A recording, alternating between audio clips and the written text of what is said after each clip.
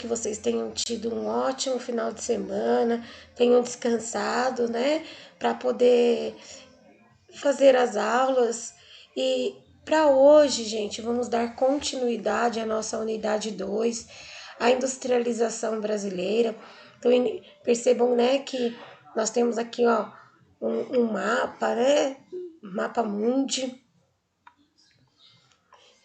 Ainda aqui nessa página, nós temos na página 229, uma indústria a todo vapor, né, funcionando, uma agilidade só, e olhando para ela, a gente percebe que ela é atrasada. Mas lá no século XVIII, ela foi considerada um avanço industrial, né? Aonde? Na Inglaterra. A Inglaterra foi o primeiro país a se industrializar.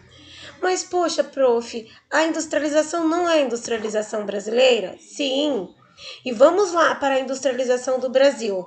Mas a gente não pode deixar de falar da Inglaterra, que foi considerado o berço da industrialização mundial. Então vamos lá. O Brasil, na economia global, é considerado um país atrasado, tecnologicamente falando, e de industrialização tardia. Mas nós não somos culpados por isso, tá? E por que nós não somos culpados por isso? Porque nós somos um país de exploração. Quando, lá no início, no século XV, os europeus vieram para cá, mais específicos, no nosso caso, a Portugal, ela tinha um objetivo de tirar nossas riquezas e levar para Portugal, para ali fazer os produtos necessários, tá? Para que eles pudessem sobreviver e ser considerado uma grande potência mundial. Quem era considerado potência mundial? Os ricos da época. Era Portugal, Inglaterra, França, Espanha, Holanda, no geral os países da Europa. Os demais países, todos considerados atrasados. E por que atrasados? Porque eles tiravam a riqueza desses países, levavam para o seu país de origem, né, e transformavam ele em manufatura. O que é um produto manufaturado? É um produto que ele é feito à mão, distribuído por várias fases, né? Por exemplo, fazer uma blusa. Mas uma pessoa não ia fazer a blusa toda, ela ia fazer partes de uma blusa. Então, manufatura é isso, é feito à mão, várias pessoas trabalhando nessa atividade, porém cada um fazendo uma parte desse produto, porque os patrões temiam que a pessoa soubesse fazer tudo. Então, essa manufatura fazia com que esses países fossem avançados na época. Eu vou deixar o link para vocês encontrarem a definição de manufatura em vários lugares, várias definições, né? A troca, o gasto com a energia na manufatura é pequeno, mas a consequência da sua produção ela é baixa. Então, assim, a manufatura, ótimo. Vamos fazer manufatura, vai lucrar bastante, porque o custo de energia é pequeno. Se fosse hoje, daria, será? Porque a população é imensa, então nós não supriríamos a necessidade da clientela, do mercado consumidor. Por isso que houve a necessidade das máquinas.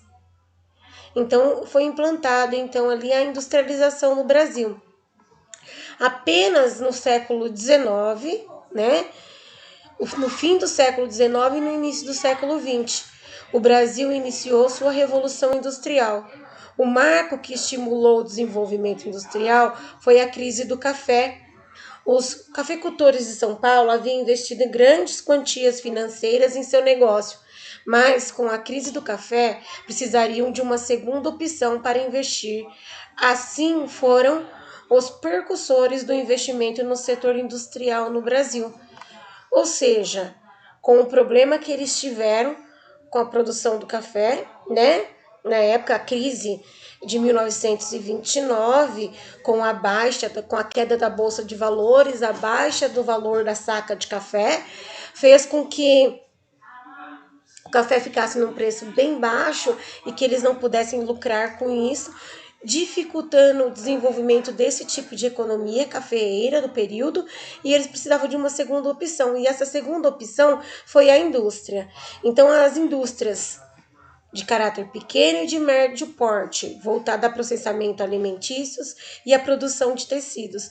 Se a gente perceber e comparar com os tempos atuais, né, vocês vão perceber que as indústrias que ainda estão sempre no auge, sempre dificilmente tem. Não é que não tem, tá, gente? Nesse momento que nós estamos vivendo agora, é diferente dessa história que nós estamos estudando aqui. A economia no setor alimentício e na produção de tecido, é difícil baixar falência. Por quê? Porque todo mundo precisa comer e vestir. Né? Ninguém vai sair pelado e vai andar com fome. Só se não tiver opção, mas não é a realidade. Então, São Paulo é um grande polo industrial do país. Naquela época, que nós estamos falando aqui, lá no século XIX,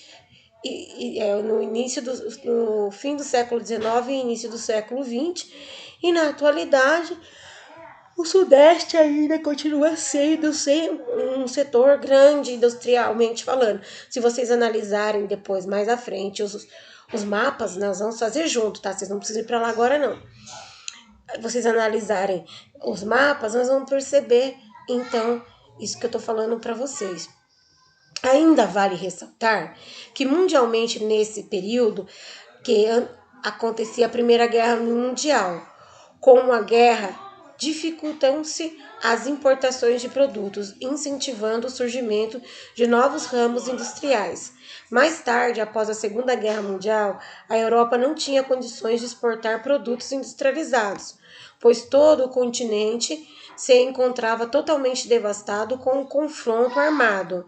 Então, o Brasil teve que incrementar o seu parque industrial e realizar a conhecida industrialização por substituição de exportação. Outro fator importantíssimo que estimulou a indústria no Brasil foi o incentivo nacional. A segunda etapa do desenvolvimento industrial brasileiro teve a participação decisiva de 2 governantes. Então, nós tivemos a participação decisiva de Getúlio Vargas e de Juscelino Kubitschek. De 1930 a 1945, Getúlio Vargas, ele foi responsável pela instalação de indústrias no país, tá? No período do seu primeiro governo, por companhias siderúrgicas, pela Vale do Rio Doce, e várias outras fábricas nacionais também, tá? De hidrelétricas em São Francisco, fábrica de motores, e com Juscelino Kubitschek, de 1956 a 1960, ele criou uma meta de um plano de desenvolver o Brasil, o que era para o Brasil ser desenvolvido em 50 anos, ele criou uma meta de desenvolver o Brasil em 5 anos. E o que ele queria fazer o que ele queria criar nessa meta, tá? Então, através dos seus planos e metas, que são esses, né? Privilegiou a obra para a geração de energia, transporte, rodovia, instalação de montadoras de veículos estrangeiros no país. Ali ele abriu as portas para outros países instalar suas empresas aqui. Ele também enfatizou além das montadoras que vieram para cá, ele ainda enfatizou os aparelhos eletroeletrônicos, alimentos, e fez então ali, mais tarde, passaram a controlar mercados internos após de compra de empresas nacionais incapazes de competir com tecnologias empregadas por essas transnacionais. Essas transnacionais também podem ser chamadas de multinacionais, tá?